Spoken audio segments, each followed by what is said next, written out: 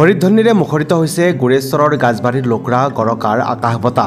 ভাগৱত পাঠ নাগাৰা নাম হৰিধ্বনিত মুখৰিত লোকৰা গৰকা বৈশ্য চুবুৰী শ্ৰী শ্ৰী বিষ্ণু মন্দিৰ। ৭ম বৰ্ষীয়া পৰম্পৰা ৰক্ষাৰে অনুষ্ঠিত কৰিছে শ্ৰী শ্ৰী ভাগৱত অখণ্ড পাঠৰ অনুষ্ঠানৰ। প্ৰতিদিনে হাজাৰ হাজাৰ ভক্তই আশীষ লৈছে শ্ৰী শ্ৰী বিষ্ণু মন্দিৰত। সপ্তাহজোৰা চলিবলগীয়া শ্ৰী শ্ৰী ভাগৱত অখণ্ড পাঠ অনুষ্ঠানত প্ৰতিদিনে ভাগৱত পাঠ নাগাৰা নাম পৰিৱেশন কৰা হ'ব মন্দিৰত। তদুপলক্ষে আজি ২০ জানুৱাৰীত অনুষ্ঠানৰ সৈতে সংগতি ৰাখি জগতৰ শান্তিৰ বাবে উলিওৱা হয় এক ধৰ্মীয় ভাগৱত শোভাযাত্ৰা। আমাৰ যি ৫১তম শ্ৰী শ্ৰী মঠ ভাগৱতৰ অনুষ্ঠানটি আগবঢ়াই নিয়াৰ বাবে আমাৰ লোকৰা গৰকা বৈশ্য চুবুৰীৰ সমূহ বিষয়ববীয়া তথা সমূহ সদস্যই আমাৰ এই অনুষ্ঠানটিত সহায় সহযোগিতাৰে যি আগবঢ়াই নিছে তেখেতসকলক মই বিনম্ৰতাৰে অনুৰোধ জনাইছোঁ যে অহা আমাৰ যিমান দিনলৈকে পাৰোঁ এই অনুষ্ঠানটি আগবঢ়াই নিবৰ বাবে আমাৰ সকলো ডেকাচাম বা মহিলা বা আমাৰ ছোৱালীসকলেও আমাৰ এই অনুষ্ঠানটিত সহায় সহযোগিতা কৰিছে আৰু এইখিনি কৈ মোৰ সম্পাদকৰ যি অনুগ্ৰহ এইখিনিয়ে কৈ পেলাই মই সমাপ্ত কৰিছোঁ।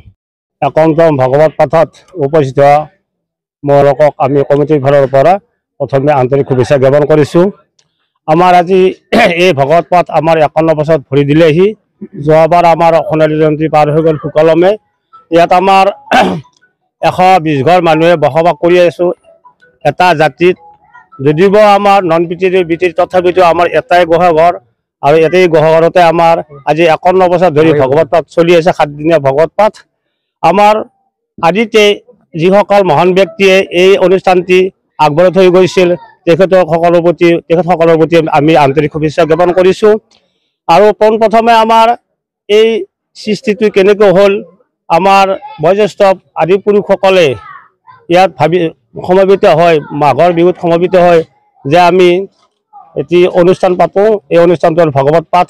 আমি তেওঁলোকে এই মঠৰ তলত বহি এই ভাগৱত পাঠৰ চিন্তা চৰ্চা কৰিছিল আজি ৫১ বছৰ আগতে। ঠিক তেনেকৈ আমাৰ তেওঁলোকৰ দ্বাৰা প্ৰথমে এদিনীয়া, তাৰপৰা ২ দিনীয়া, তাৰপৰা ৩ দিনীয়া কালক্ৰমে আমি অখণ্ড ভাগৱত পাঠ আমাৰ উপনীত হৈছোঁ। আমি এই পাঠৰ জৰিয়তে আমাৰ এই গাঁওখনৰ এই অঞ্চলৰ আমি একতাৰ বান্ধন কঢ়িয়াই আনিছোঁ আৰু এই একতাৰ জৰিয়তে আমাৰ সকলোৱে মিলাপ্ৰীতিৰে বাস কৰি আছোঁ।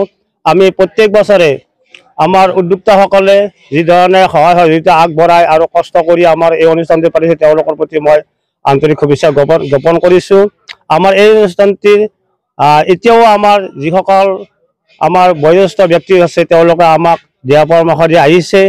এয়ে আমি তেওঁলোকৰ প্ৰতিও আমি কৃতজ্ঞতা জ্ঞাপন কৰিছোঁ। আমাৰ ঘৰত বয়োজ্যেষ্ঠ ব্যক্তি আছে আমাৰ মাননীয় বৰুণ বৈশ্য, তেখেতে আমাৰ আজি ভাদা মাহৰ পৰা একেধাৰে গধূলিয়ে আমাৰ তেওঁলোকে পুথিপাঠ পঢ়ি আহি আছে।